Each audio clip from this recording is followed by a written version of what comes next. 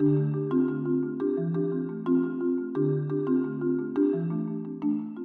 a lot of cool stuff you can do with the chair to innovate a yoga practice, whether it be for support or just to practice in a different way. You can practice a modified downward facing dog.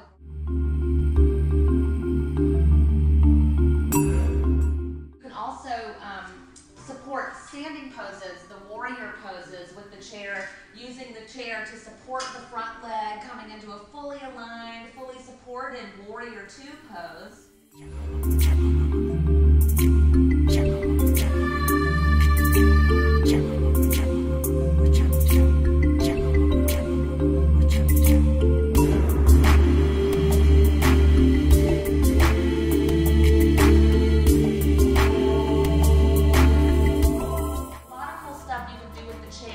So join us on Tuesdays at 11 a.m. for chair yoga